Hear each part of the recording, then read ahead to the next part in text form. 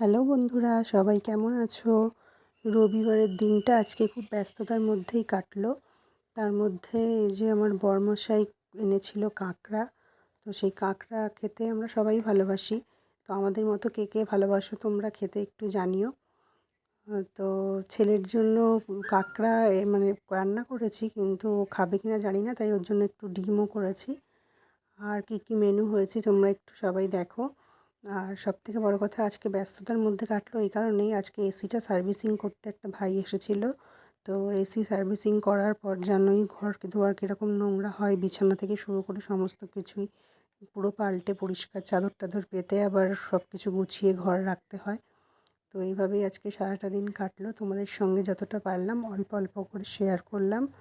তোমরা সবাই কেমন আছো, কী করছো জানিও। আর যেভাবে পাশে আছো সেইভাবে পাশে থেকো। তোমাদের ভালোবাসা অনেকটা ইন্সপিরেশন আমার জন্য ভিডিও করায়। তো তোমরা ভালো থেকো। আর তোমাদেরও মেনু কী কী হয়েছে কমেন্টে পারলে জানিও।